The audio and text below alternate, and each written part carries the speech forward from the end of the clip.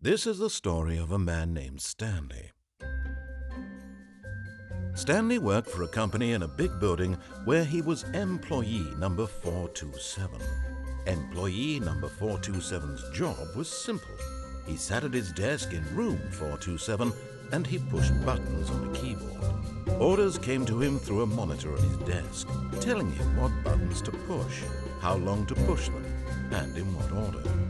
This is what employee 427 did every day of every month of every year. And although others might have considered it soul-rending, Stanley relished every moment that the orders came in, as though he had been made exactly for this job. And Stanley was happy. And then one day, something very peculiar happened. Something that would forever change Stanley. Something he would never quite forget. He had been at his desk for nearly an hour when he realized that not one single order had arrived on the monitor for him to follow. No one had showed up to give him instructions, call a meeting, or even say hi. Never in all his years at the company had this happened, this complete isolation. Something was very clearly wrong. Shocked, frozen solid, Stanley found himself unable to move for the longest time. But as he came to his wits and regained his senses, he got up from his desk and stepped out of his office.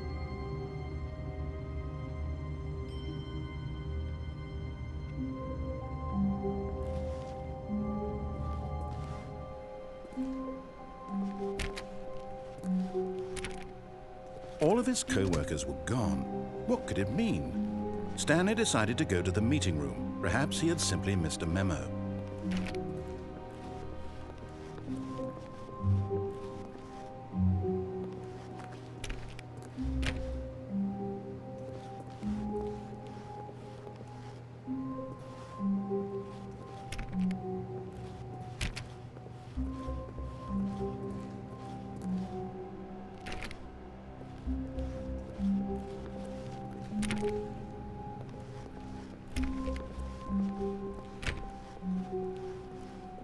When Stanley came to a set of 2 open doors, he entered the door on his left. This was not the correct way to the meeting room, and Stanley knew it perfectly well. Perhaps he wanted to stop by the employee lounge first, just to admire it.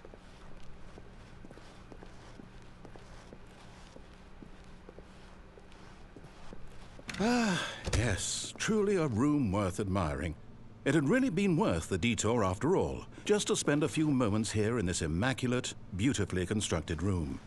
Stanley simply stood here, drinking it all in. But eager to get back to business, Stanley took the first open door on his left. And so he detoured through the maintenance section, walked straight ahead to the opposite door, and got back on track. Yet there was not a single person here either. Feeling a wave of disbelief, Stanley decided to go up to his boss's office, hoping he might find an answer there.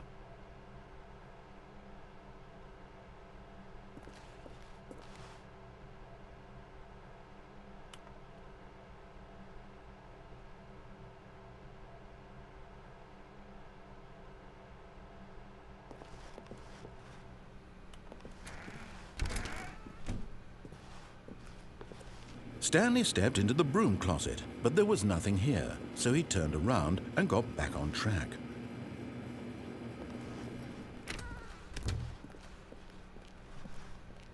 Coming to a staircase, Stanley walked upstairs to his boss's office.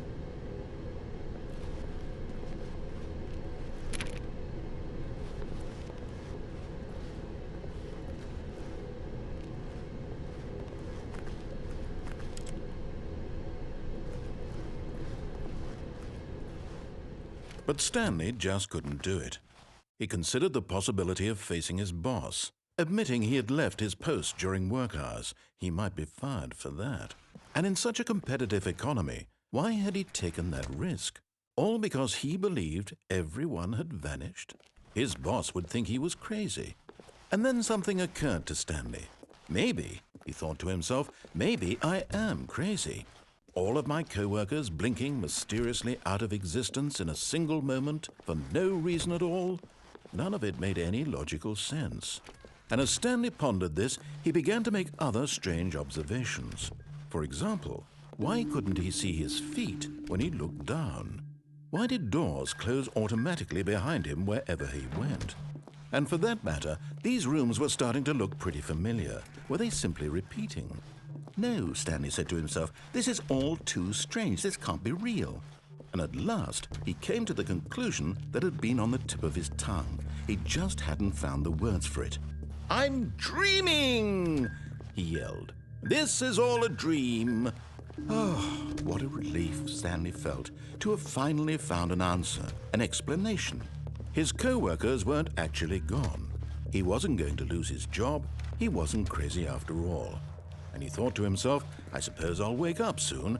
I'll have to go back to my boring real-life job pushing buttons. I may as well enjoy this while I'm still lucid. So he imagined himself flying and began to gently float above the ground.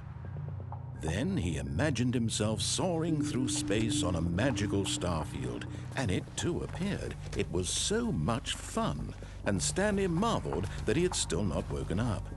How was he remaining so lucid? And then perhaps the strangest question of them all entered Stanley's head.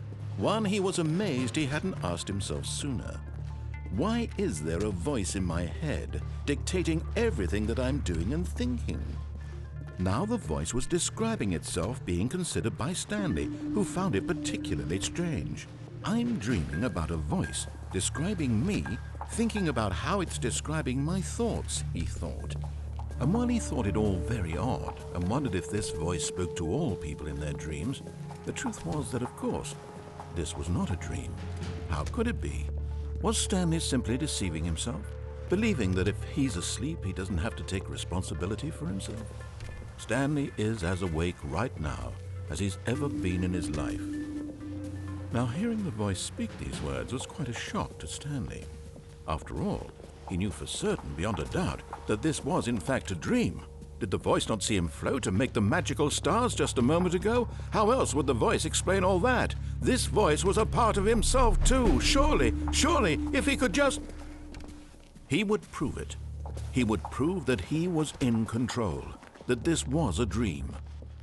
So he closed his eyes gently, and he invited himself to wake up. He felt the cool weight of the blanket on his skin, the press of the mattress on his back, the fresh air of a world outside this one. Let me wake up, he thought to himself. I'm through with this dream. I wish it to be over. Let me go back to my job. Let me continue pushing the buttons.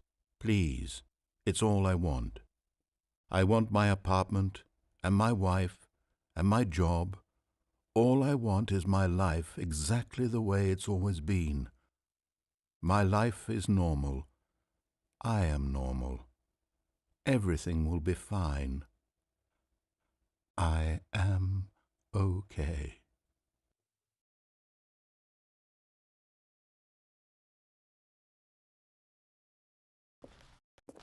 Stanley began screaming.